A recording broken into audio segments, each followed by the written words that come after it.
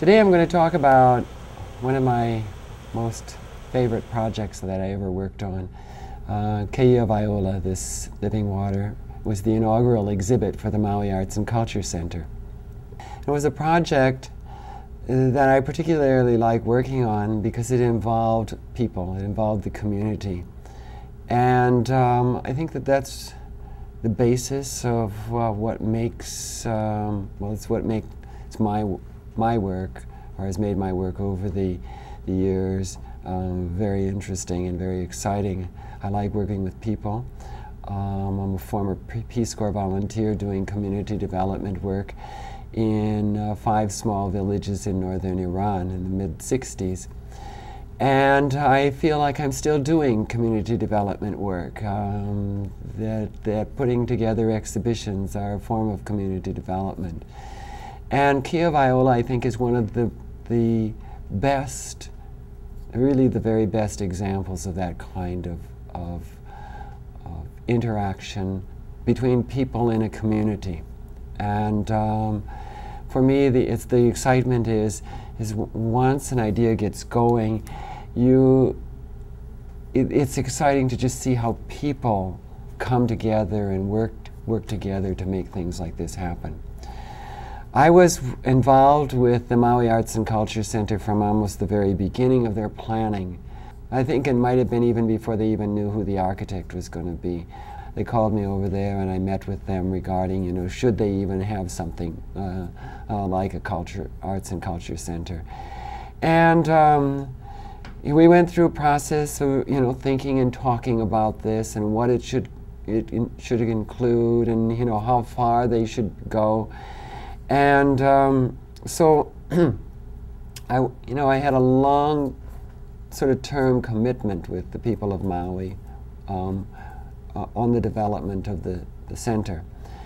And when the center was finally built and it came time to do the first exhibitions in there, they had a question of, well, what are we going to do for our first exhibition? And of course, they felt that they really wanted to do something with art.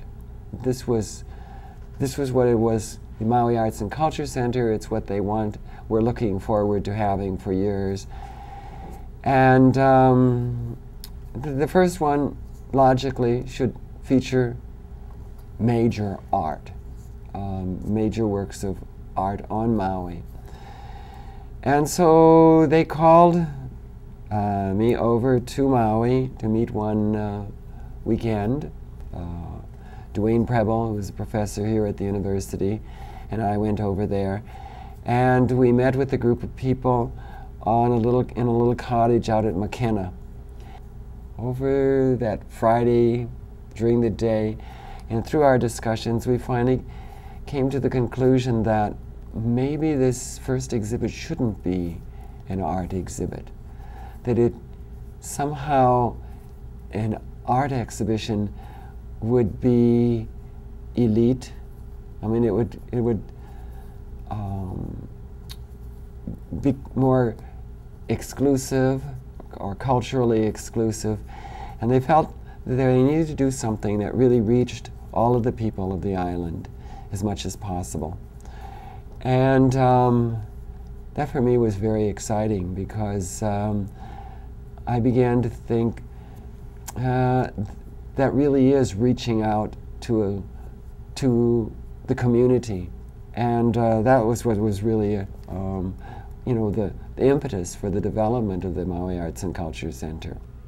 Finally, we kind of came up with the idea that maybe we could have an exhibition of sort of important objects that represented the different families or different people on Maui.